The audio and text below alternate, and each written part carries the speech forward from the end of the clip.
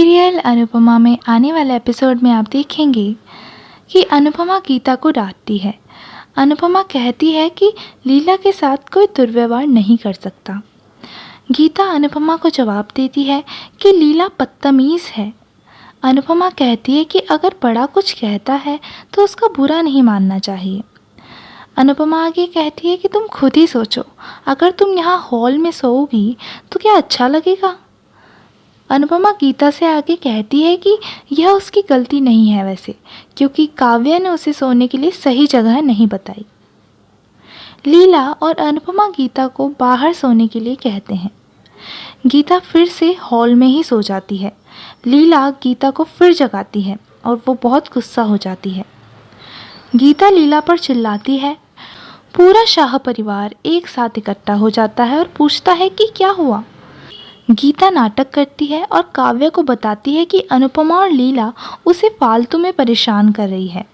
वो लीला पर उसे फालतू परेशान करने का आरोप लगाती है और क्योंकि वह अभी सो रही थी, काव्या बीच में आती है और अनुपमा पर गीता को परेशान करने का आरोप लगाती है। वह अनुपमा से कहती है कि उसके पास नौकरानी रखने के लिए पैसे नहीं हैं। फिर भी लेकिन जब वह नौकरानी रख रही है तो सभी को परेशानी होती है।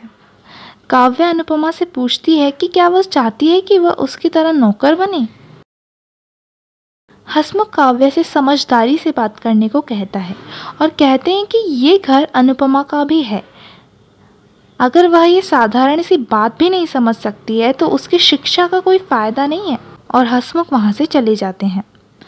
काव्या का कहना है कि अब हसमुख भी लीला की तरह लड़ाई के बीच में बाधा डाल रहे हैं। लीला और हसमुख का अनादर करने के लिए अनुपमा काव्या पर गुस्सा हो जाती है।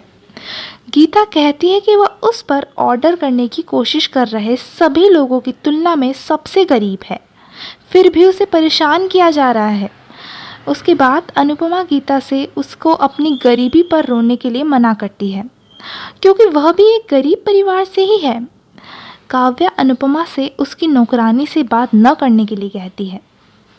वो अनुपमा पर वनराज और उसके बीच लड़ाई पैदा करने का भी आरोप लगाती है। अनुपमा और काव्या आपस में बहस कर रहे होते हैं। काव्या वनराज से कुछ कहने को कहती है। वह कहती है कि गीता जो चाहेगी वह करेगी और कहेगी।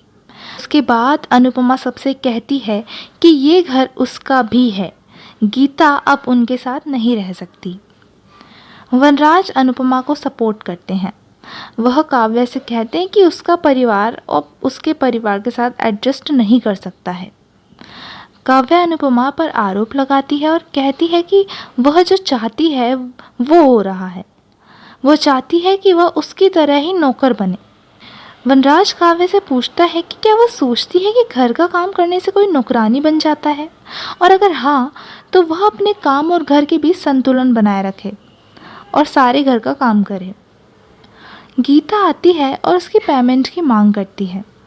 काव्या कहती है कि 2 दिन के काम के लिए वह पूरा पेमेंट मांग रही है। गीता कहती है कि क्योंकि वह उसे नोटिस देकर बाहर निकाल रही है। काव्या उसे पैसे देने से मना कर देती है। गीता अनुपमा की प्रशंसा करती है और कहती है कि वह उससे ज़्यादा अच्छी है।